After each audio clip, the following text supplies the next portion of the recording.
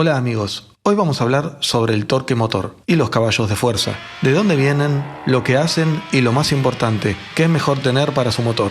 Lo mantendré muy simple, sin fórmulas complicadas y también trataré de comunicar todo el tema con respecto a los motores de combustión interna, no solo con potencia abstracta y torque abstracto. Será sobre la potencia del motor y el torque motor. Así que arranquemos.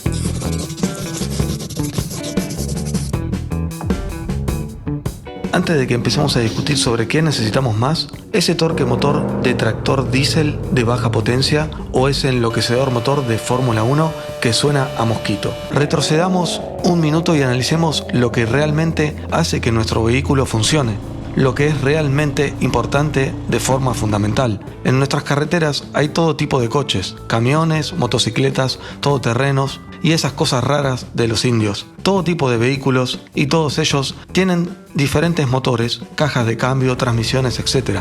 Pero al final lo que hace que todos avancen es la fuerza de fricción entre la rueda y la carretera. Sí, por ejemplo, se levanta la rueda del suelo, es evidente que el coche no irá a ninguna parte, por más potente que sea el motor. Por lo tanto, lo que realmente pretendemos en última instancia es esta fuerza de fricción entre el neumático y el pavimento, que nos impulse hacia adelante. Esta fuerza está limitada por el coeficiente de fricción entre nuestros neumáticos y la carretera. Realmente no podemos ir más allá. Si lo intentamos, nuestro neumático empieza a resbalar y realmente no aceleramos más rápido. Ahora, cuando hablamos de los motores y de sus propiedades, torque y potencia, en cuanto a rendimiento, lo que realmente queremos que haga es ser capaz en cualquier momento de alcanzar esta fuerza máxima en los neumáticos para la mejor aceleración posible. ¿Y qué crea esta fuerza? Ahí es donde tenemos que encontrarnos con el torque. Por lo general, cuando la gente explica el torque, demuestran algo como esto. Supongamos que tenemos una tuerca y una llave y que aplicamos cierta fuerza para apretar la tuerca. Si queremos apretar más la tuerca, podemos aumentar la fuerza de la llave o aumentar la longitud de la misma. Ambas acciones producirán más fuerza de torsión en la tuerca y lo harán más firme. Esta fuerza de torsión se llama torque. En este caso, la fuerza de torsión, o el torque sobre la tuerca, se produce aplicando una fuerza a través de la palanca de la llave. Torque es un sobreproducto de la fuerza y la palanca, pero también puede ser al revés. Digamos que tenemos una tuerca larga, por lo que podemos poner una llave más en ella. Ahora, el torque en la tuerca, creado por la fuerza y la palanca de la primera llave, puede crear una fuerza lineal en la segunda llave. Y esta fuerza puede utilizarse para mover otros objetos. Eso es precisamente lo que ocurre en nuestra rueda. El torque producido por nuestro motor pasa por nuestra rueda a través de la transmisión y finalmente a través de la propia rueda acaba transformándose en la fuerza lineal de fricción, que empuja contra la superficie de la carretera y nos impulsa hacia adelante. Por lo tanto, si es el torque que termina como una fuerza lo que nos acelera, el torque es el camino a seguir. Es todo lo que nos importa, ¿verdad? No es correcto, y aquí está la razón. Volvamos por un momento a nuestro ejemplo de las llaves inglesas. Como vemos, el torque en la tuerca no aparece espontáneamente. Es producto de una fuerza que actúa a través de la palanca. Y lo mismo ocurre con nuestro motor de combustión interna. El torque no lo produce el motor por arte de magia, no. Tarda un tiempo en producir este torque. Al principio, el pistón del cilindro baja y aspira la mezcla de combustible y aire en el cilindro a través de las válvulas de admisión. Luego, la válvula se cierra y el pistón sube, comprimiendo la mezcla.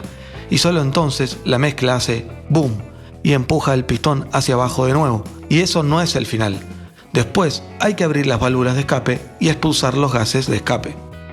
Como puedes ver, el torque en el cigüeñal del motor está siendo creado por la fuerza del gas en expansión, que actúa a través del pistón y la biela.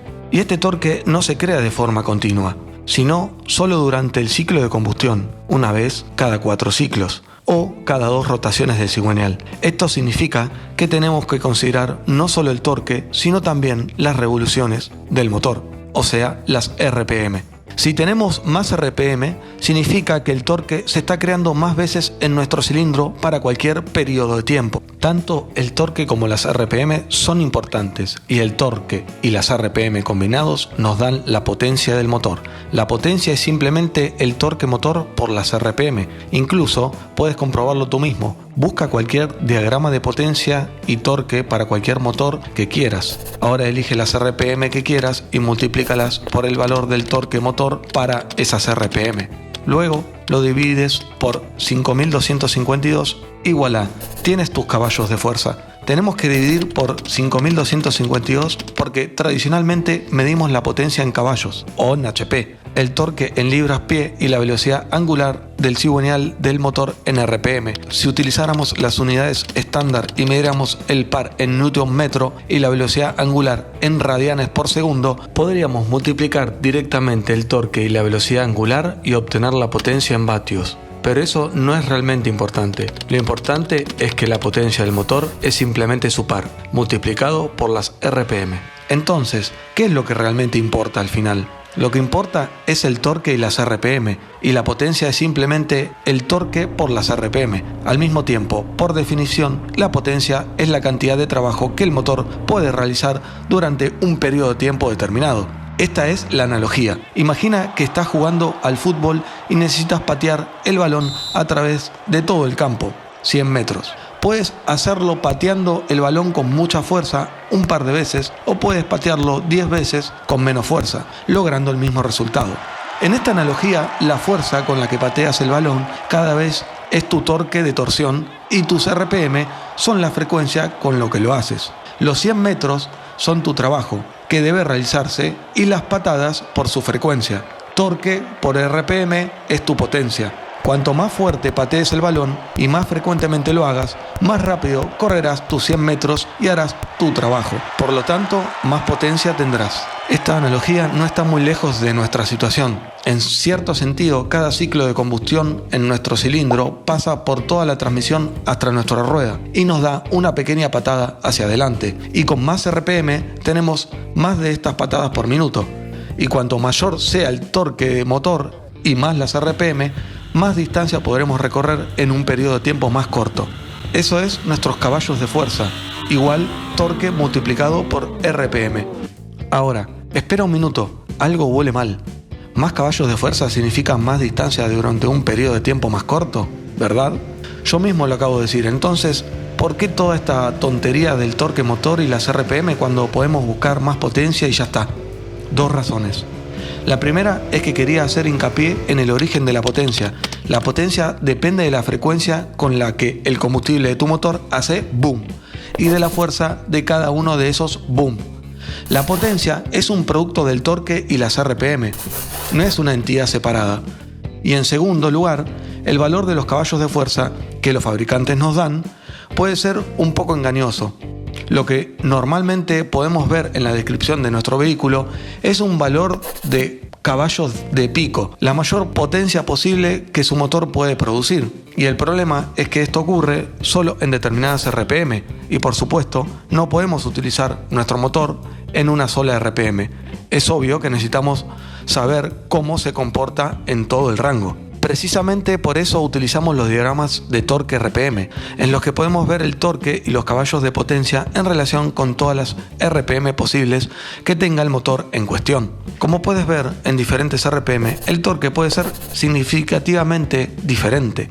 Esto sucede porque a diferentes RPM el pistón del motor obviamente tiene diferente velocidad. Cuanto más alto sea el RPM, más rápido tiene que moverse el pistón. O sea, a su vez significa que a diferentes RPM la mezcla de aire y combustible es aspirada en el cilindro a diferente velocidad también.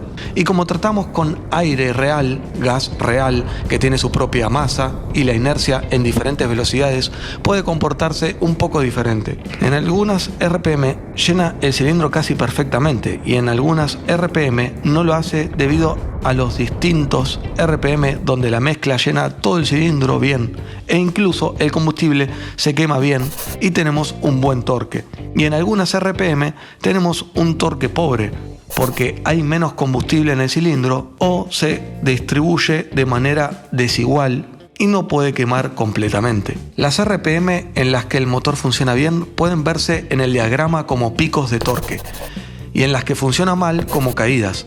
Estos rangos de RPM dependen en gran medida de las características particulares del diseño del motor, como la relación entre el diámetro y la carrera, la geometría de la culata, el número de las válvulas que tiene y otras cosas por el estilo. Y también donde el motor rinde bien puede ser ajustado por algunos componentes, por ejemplo, con diferentes levas, cajas de aire o escapes. Los motores que están hechos para funcionar bien en un rango más alto se consideran normalmente como motores Revy o motores Power, o los motores Torque. Obviamente rinden más hacia la gama media, pero las necesidades de rendimiento puro, como las carreras, siempre vamos con motores de revoluciones, como por ejemplo veamos el motor de la Yamaha R1. Es el mayor rendimiento que se puede comprar de fábrica. Como se puede ver, aquí tenemos un rendimiento bastante pobre a 8500 vueltas. Y luego de repente tenemos un torque masivo hasta las RPM más altas. Un gran torque motor por altas RPM resulta una enorme potencia, 160 caballos de fuerza, en una rueda trasera desde un motor de 1 litro. Bastante impresionante si me preguntas. Pero eso es un rendimiento, las carreras. Para la conducción diaria, este motor probablemente no será la mejor opción, ya que rara vez se necesite ir a 290 km por hora o saltar de 0 a 100 km por hora en 3 segundos. Y probablemente no quieras revolucionarla constantemente por encima de 8500 vueltas, ¿verdad? Por eso, para el uso civil tenemos motores con más torque. Veamos por ejemplo el motor de la Ducati 1200 Monster. Sigue siendo una moto bastante avanzada y de alto rendimiento, pero no está pensada para las carreras, sino para la conducción diaria. Fíjate en lo diferente que es el rendimiento del motor. Tenemos un buen torque motor desde alrededor de 4500 vueltas a 9000. Recuerda que en la R1 el torque motor empezaba a partir de las 8500 vueltas y aquí 10.000 es más o menos lo más alto que podemos ir. Así que este motor tiene un torque mucho más alto que el anterior, pero las RPM son mucho más bajas, por lo que tiene mucho menos potencia como resultado. Eso significa que no tendrás la velocidad máxima que tendrías en la R1 y que acelerarás más lentamente en velocidades más altas. Pero en las velocidades más bajas puede incluso tener una ventaja, porque en las RPM más bajas tiene un torque más alto y por lo tanto en esas RPM más bajas también tiene más caballos de fuerza. Tiene más caballos de fuerza hasta que el motor Revy ganó sus RPM. Pero lo que es más importante, esos motores con torque motor son simplemente para el uso del día a día. Tiene mejor rendimiento de la gasolina, por lo que usas en el rango de RPM donde la combustión es más efectiva. Puedes cambiar un poco menos y no necesitas volverte sordo porque tienes que revolucionar la mierda esa. Y por último, veamos el ejemplo de motor de torque extremadamente bajo, Harley o el Santo V8 americano.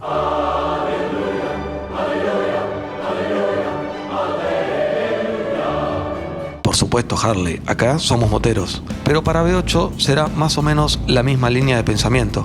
Aquí está el gráfico del banco de potencia de 114 motores Harley. Mira este ridículo torque motor en el rango más bajo. El torque motor es jodidamente enorme, pero al mismo tiempo las RPM de este motor son bastante bajas. 5500 es lo más rápido que puede ser. Así que la potencia, a pesar de la enorme cilindrada y las cifras de torque motor, es bastante modesta. Desde el punto de vista del rendimiento, esto no tiene sentido. Realmente no se necesita tanto torque en el extremo inferior, porque recuerda desde el principio del video, si damos demasiado torque a la rueda trasera, solo comienza a deslizarse y realmente no hace mucha aceleración. Para el uso en carretera, a menos que usted realmente quiera hacer unas burnout o remolcar algo pesado, este enorme torque motor de gama baja es un poco inútil. Y en las velocidades más altas, cuando empezamos a necesitar potencia para superar la resistencia del viento, el motor no puede darla porque no puede girar lo suficientemente rápido. Por eso, desde el punto de vista del rendimiento, estos motores no son muy buenos. Pero las Cruiser, y especialmente las Harley,